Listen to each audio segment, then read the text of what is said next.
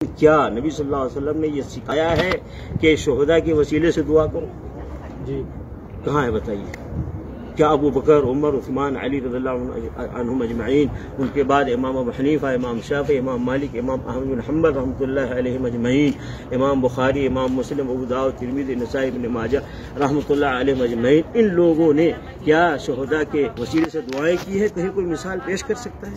جی بہت ساری مثال. ایک دینا بس، زیادہ نہیں. السلام علیکم. ایسا نہیں ہے میرے بھائی. دیکھیے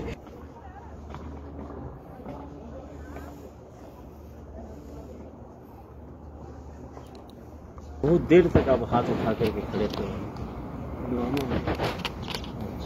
کیا یعنی دعا یعنی ان سے مانگ رہے تھے؟ دعا اللہ سے مانگی جاتی ہے، ان کے وسیلے سے مانگی.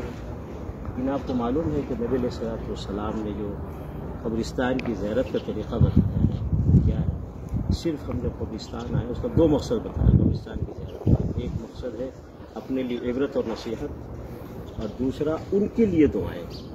جیسے نبی صلی اللہ علیہ وسلم نے دعا کا سکھلایا. آپ نے کیا دعا پڑھی یہاں قبرستان کی زیارت کی؟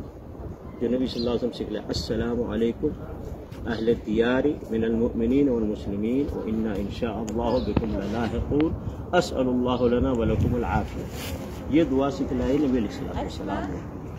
ایک مقصد ہے عبرت اور نصیحت اپنے لیے، اور دوسرا ان کے لیے دعائیں، سلامتی کی دعا، مغفرت کی دعا، رحمت کی دعا. یہ نبی صلی اللہ علیہ وسلم نے سکھلایا.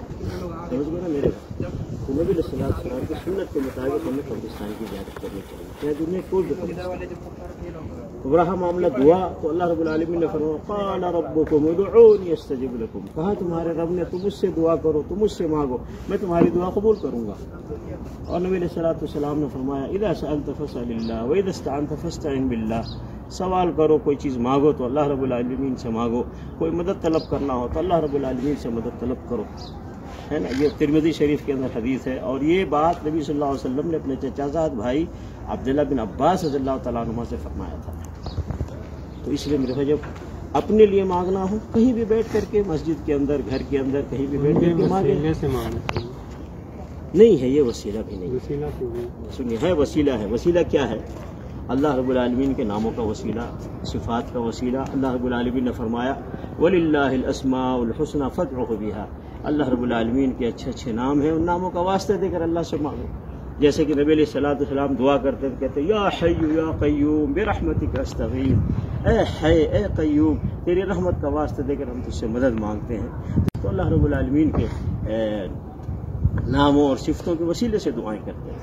اور دوسرا وسیلہ اپنا نیک عمل پیش کریں. اب جب دعا کریں کہ اے اللہ میں تیرے اوپر ایمان لایا، اے اللہ تیرے نبیوں پہ ایمان لایا، اے اللہ تیری کتابوں پہ ایمان لایا، اے اللہ میں نماز پڑھتا ہوں، اے اللہ میں تیرا جو حکم ہے عمل کرتا ہوں، اب میری یہ حاجت ہے، میری ضرورت ہے، اللہ تو عطا فرما. تو اپنی نیکیاں پیش کریں اللہ کے سامنے. ان اولیاء کرام کی نیکیاں، بزرگوں کی نیکیاں، اس قابل کہاں جو ہم اللہ کے قابل بنائے نا میرے بھائی، قابل بنائے نا. ان لوگوں کے سید الشہداء کے وسیلے سے ہماری نیکیاں. دیکھیے یہ نبی صلی اللہ علیہ وسلم وسیلے سے میں سمجھ گیا، لیکن کیا نبی صلی اللہ علیہ وسلم نے یہ سکھایا ہے کہ شہداء کے وسیلے سے دعا کرو؟ جی کہاں ہے بتائیے؟ کیا ابو بکر، عمر، عثمان، علی رضی اللہ عنہم اجمعین، ان کے بعد امام ابو حنیفہ، امام شافعی، امام مالک، امام احمد بن حنبل رحمۃ اللہ علیہم اجمعین، امام بخاری، امام مسلم، ابو داؤد، ترمذی، نسائی، ابن ماجہ رحمۃ اللہ علیہم اجمعین، ان لوگوں نے کیا شہداء کے وسیلے سے دعائیں کی ہے؟ کہیں کوئی مثال پیش کر سکتا ہے؟ جی بہت ساری مثال. ایک دینا بس، زیادہ نہیں. السلام علیکم. ایسا نہیں ہے میرے بھائی. دیکھیے انہوں نے جو کیا نا محنت دین کے لیے، اللہ کی عبادت کرتے ہوئے اور اللہ کی راہ میں جہاد کر کے جان دیتے ہوئے، اللہ تعالیٰ ان کی محنت کا بدلہ ان کو دے گا. ہم ان کی محنت کی کمائی نہیں کھا سکتے. ان کے وسیلہ دینے کا مطلب ہے ان کی محنت کی کمائی ہم کھانا چاہتے ہیں. ہم خود محنت کریں، اللہ رب العالمین کو خوب عبادت کریں، اللہ رب العالمین کو خوب فرمانبرداری کریں، نبی علیہ الصلوۃ والسلام کی سنت پر مکمل طور سے عمل کرنے کی کوشش کریں، اور پھر اس کو اللہ کے سامنے پیش کریں. اے اللہ یہ ہماری نیکیاں ہیں. اس نیکیوں کو جیسے کہ آپ جانتے ہیں وہ جو واقعہ ہے بخاری شریف کے اندر کہ 3 آدمی، یہ نبی صلی اللہ علیہ وسلم نے واقعہ بتایا ہے کہ 3 آدمی جو پہاڑ میں گئے، اور پہاڑ کے اندر جب گئے تو ایک پتھر آ کر کے غار کے سامنے رک گیا. اب وہ راستہ ہی نہیں اندر سے نکلنے کا. تو تینوں نے کیا دعائیں کی؟ اپنی نیکیاں اللہ کے سامنے پیش کی.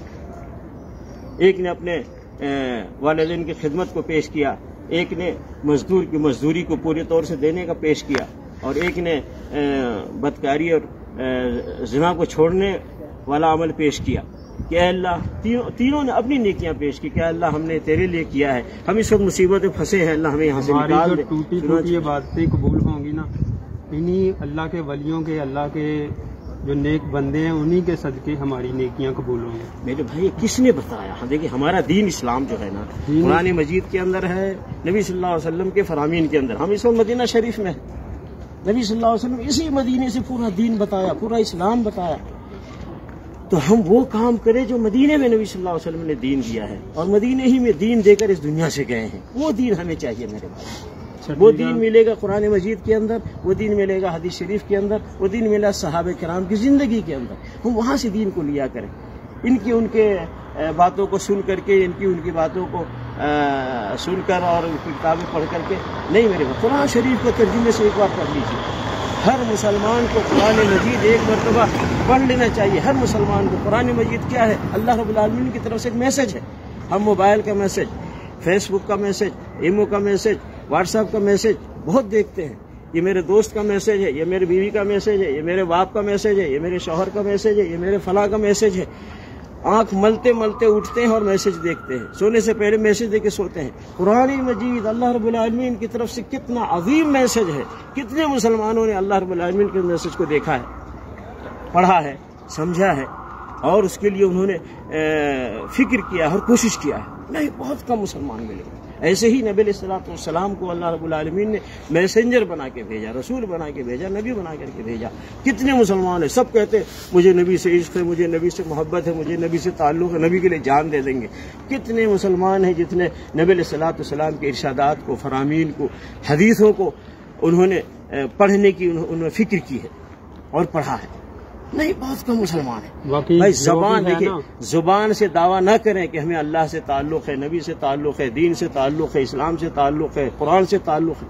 اپنی زندگی میں ڈھالیں ان ساری چیزوں کو، پڑھ کر کے سمجھ کر کے. میرے بھائی سمجھ، اسی مدینے میں نبی علیہ السلام دین سکھا کر، سمجھا کر اور صحابہ کرام کے حوالے کر کے اس دین کو ہم سمجھیں، اس کے مطابق عمل کریں. اللہ رب العالمین اس کی توفیق عطا فرمائے. سمجھ گئے نا میرے بھائی؟